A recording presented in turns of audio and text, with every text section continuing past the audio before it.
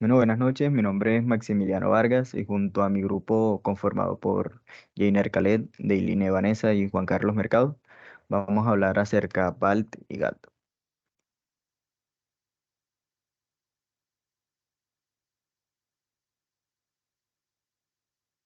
En la tabla de contenidos podemos encontrar las generalidades del sistema linfático, la clasificación de tejidos linfáticos, el tejido linfático difuso, MALT, BALT y GALT, el tejido linfático nodular.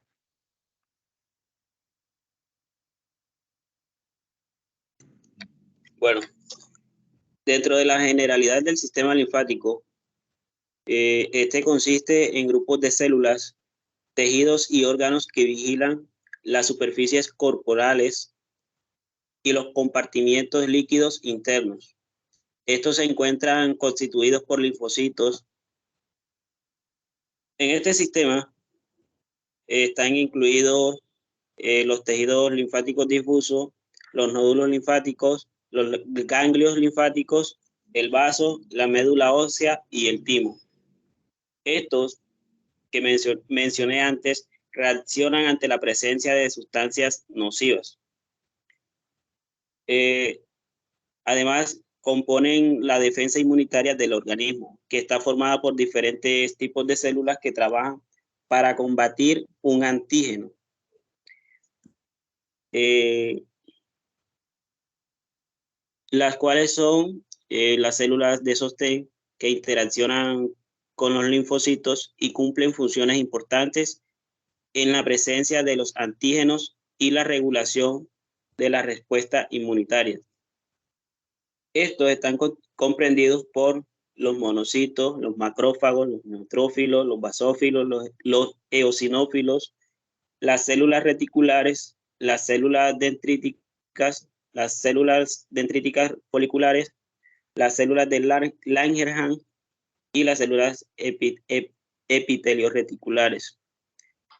Dentro de las funciones de estos que mencioné antes, podemos encontrar las defensas, que como tal controlan macromoléculas, los virus, las bacterias y otros microorganismos invasores y destruyen las células transformadas por virus.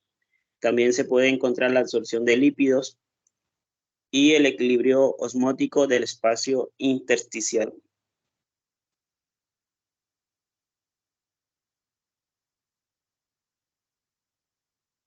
Bueno, tenemos los linfocitos. Los linfocitos son unas células que circulan en la sangre, son parte del sistema inmunológico. Hay dos tipos principales de los linfocitos: linfocitos tipo T y tipo B. Son parte del sistema inmunitario y se forman a partir de las células madre en la médula ósea. Ayudan a proteger el cuerpo de las infecciones y a combatir el cáncer. También se llaman células tipo T y timocitos.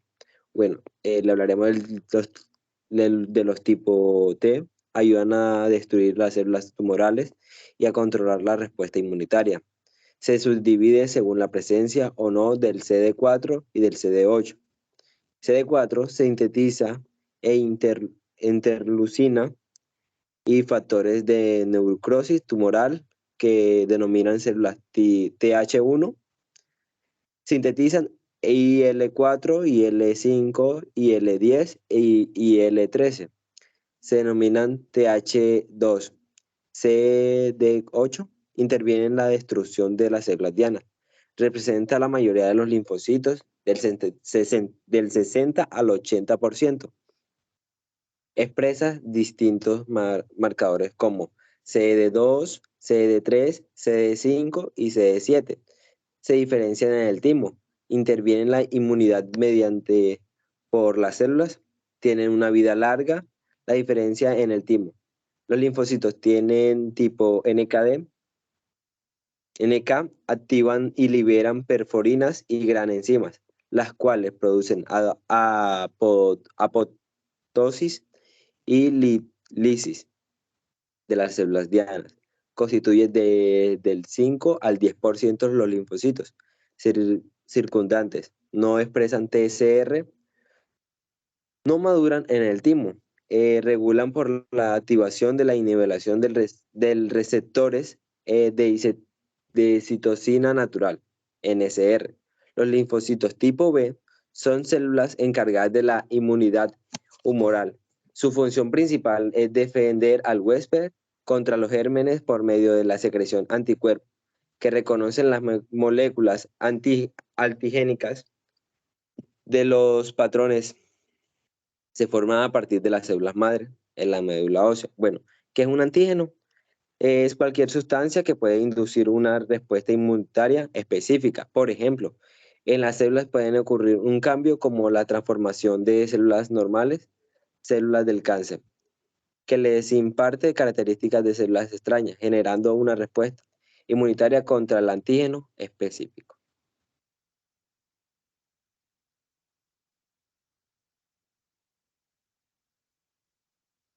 Bueno, yo les hablaré sobre la clasificación de tejidos linfáticos. Se dividen en tejido linfático difuso y tejido linfático nodular.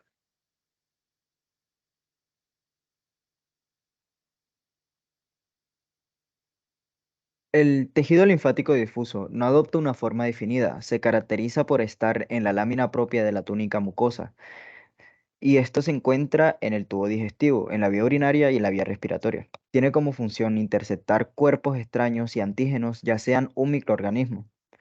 Y al estar siempre ubicados en la lámina propia de la mucosa, el tejido difuso se les llama también MALT. Esta a su vez se divide en GALT, que sería en el tubo digestivo, y BALT en la vía respiratoria.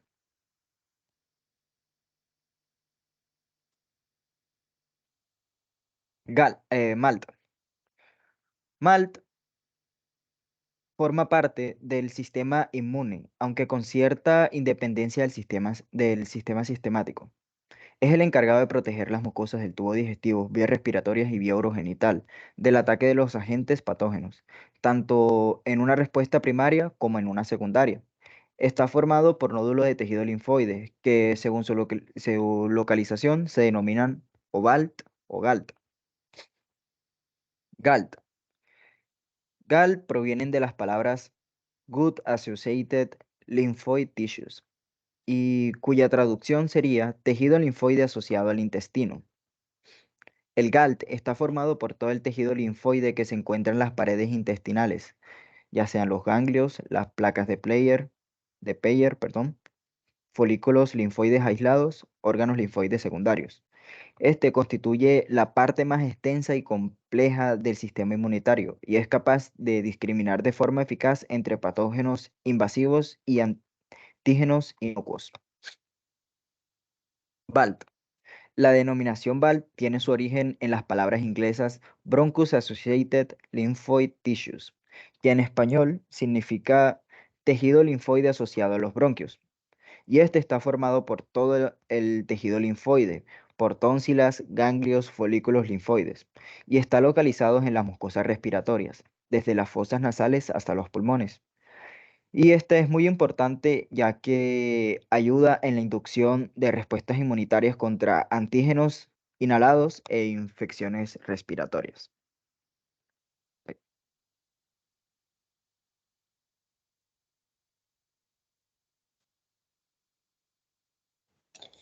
Para poder entender mejor cómo funciona el sistema inmunitario del tejido linfático difuso, a continuación mi compañero se devolverá a la diapositiva de tejido linfático difuso.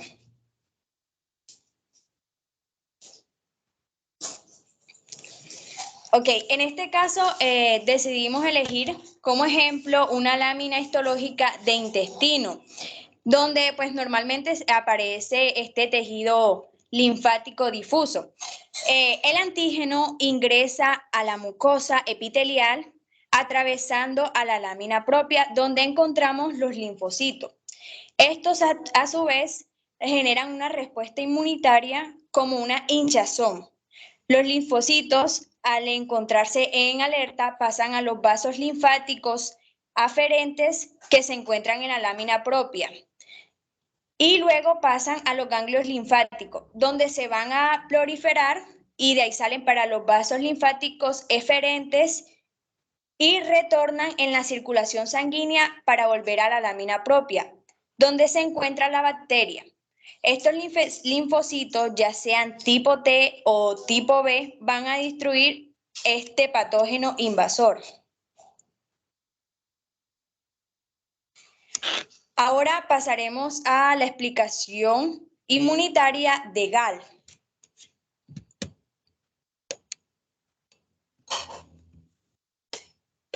Ok, una ruptura de la barrera en la membrana provoca el ingreso de patógenos, generando una inflamación en el epitelio. Las moléculas de alarma liberadas por el epitelio activan las células inmunitarias y desgarran los huevos en las proximidades y comienzan a liberar moléculas inflamatorias como IL-6, IL-12 e IL-23, secretando sus propias moléculas inflamatorias, como un factor de necrosis tumoral, alfa interferona, gamma e IL-27, que poco después de que las células T afectadas hayan llegado a un ciclo voraz llamado neutrófilos, se reclutan neutrófilos críticos para la eliminación de bacterias y tienen la capacidad de sufrir una forma dramática de autodestrucción, llamada neurosis, que deja un revoltijo de ADN saturada como enzimas llamadas neutrófilos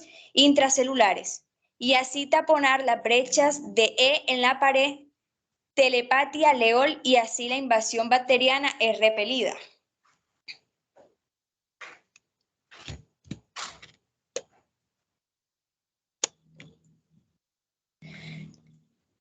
Cuando las nusas externas alcanzan el epitelio,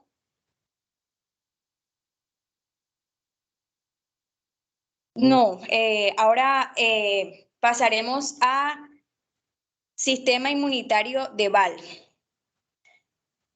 Cuando las nusas externas alcanzan el epitelio, son captadas y destruidas por la respuesta inmune innata inespecífica responsable de la inflamación.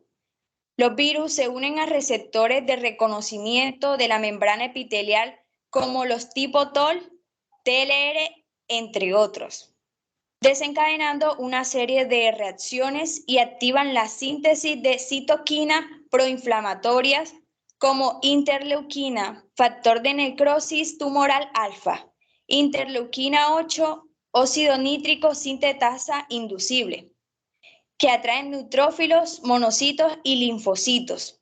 Los virus a su vez ingresan a la célula epitelial, introducen su material genético en el núcleo, apoderándose de los sistemas de síntesis de la célula para realizar su replicación con destrucción celular.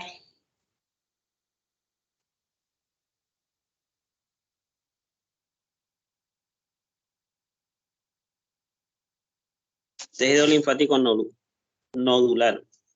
Este se encuentra en la submucosa de la túnica epitelial de los bronquios. El tejido se organiza formando esferas, es decir, folículos o nódulos. Se encuentra en la corteza externa de los ganglios linfáticos, en las vainas periarteriales del vaso, las amígdalas, el apéndice vermiforme y las placas de Peyer en el ilion. Estos pueden ser folículo primario, que no está activado, o folículo secundario activado. Un folículo es activado cuando está en contacto con un antígeno. Los folículos secundarios tienen un manto en la periferia y un centro germinativo ubicado en la región central del nódulo, es decir, en la zona más clara.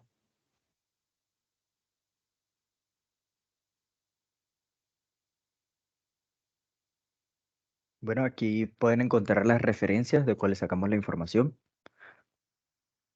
Y eso sería todo. Gracias por su atención prestada y espero ya hayan aprendido algo nuevo sobre PALT y GALT.